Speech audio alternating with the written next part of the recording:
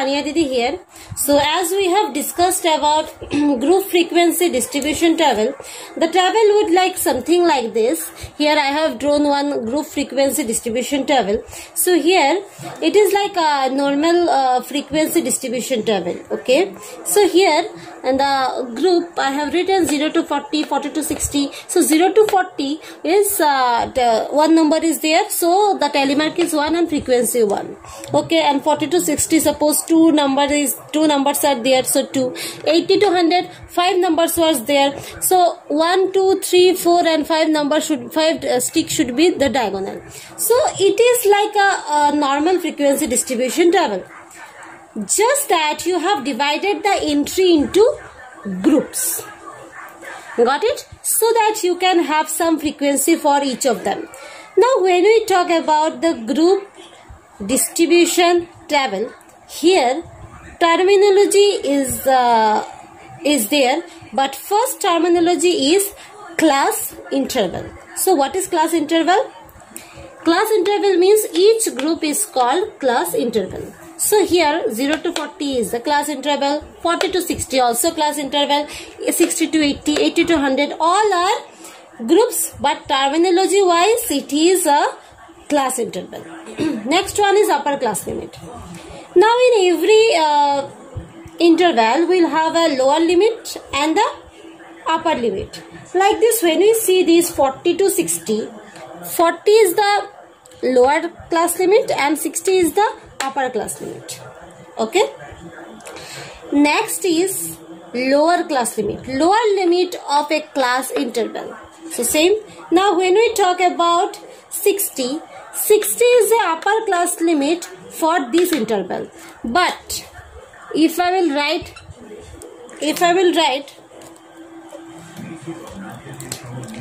60 to 80,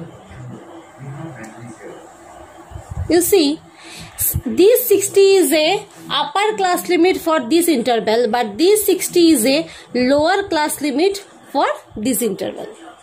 Got it? Okay. Now next one is width or size of a class interval. Okay.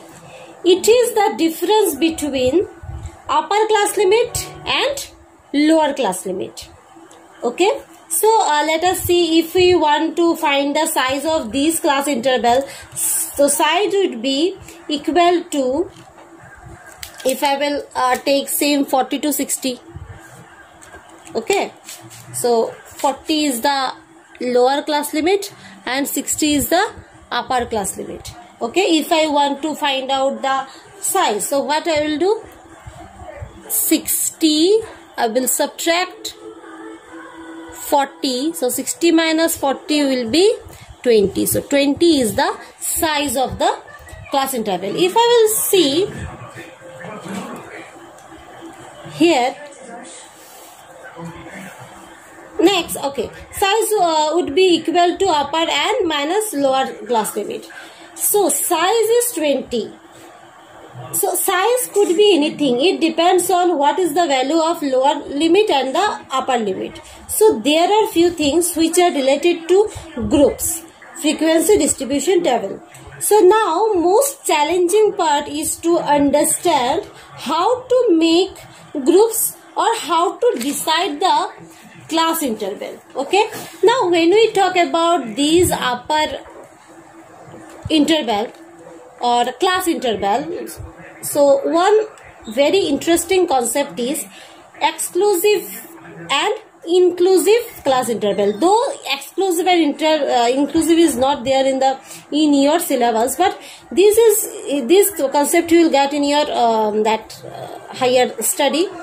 So now we will discuss on exclusive class interval and inclusive class interval. Okay. We will discuss about exclusive and inclusive class interval.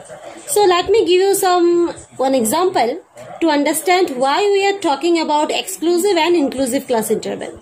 Let us say we have a set of data of the score of students. Somebody scores maybe 40, 42, 92, 63, 75 and so on.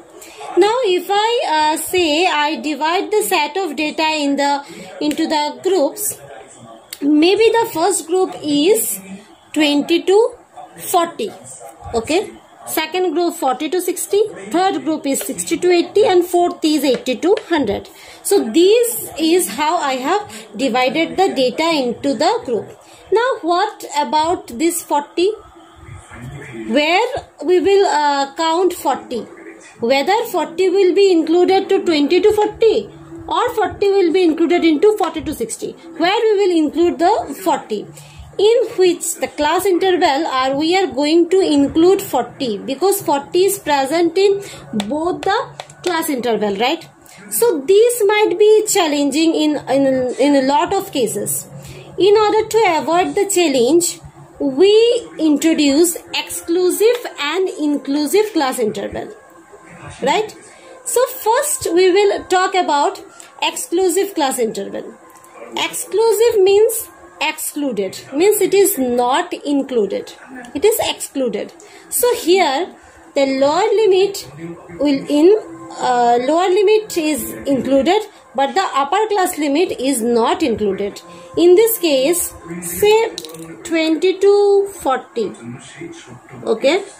So 20 to 40 means 20 is included but 40 is not included here, because it is an exclusive class interval. So 40 will come into the next group, that is 40 to 60. Here 40 will be included. In the first group we have seen that 20 is included but 40 is not included, and here 40 is included but 60 is not included. Next group 60 to 80, 60 will be included but 80 will be not included. Like this 80 to 100, same.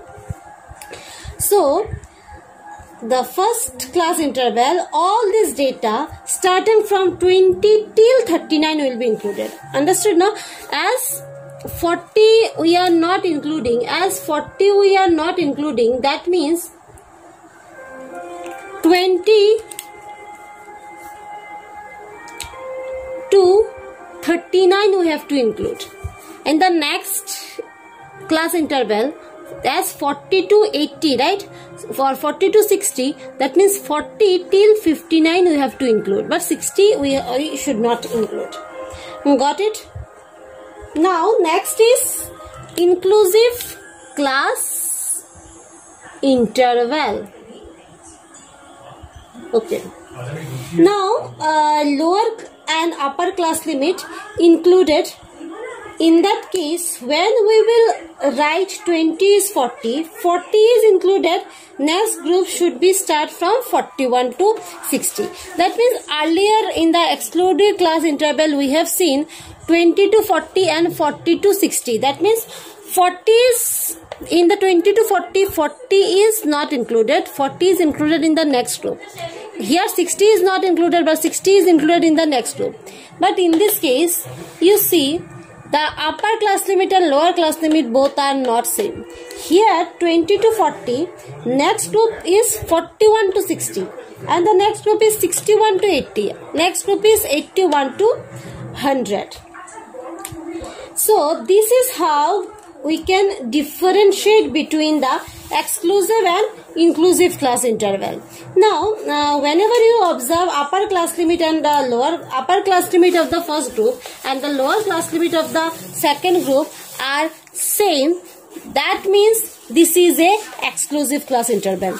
And whenever you will observe the upper class limit and lower class limit is not same, that means this is a inclusive class interval.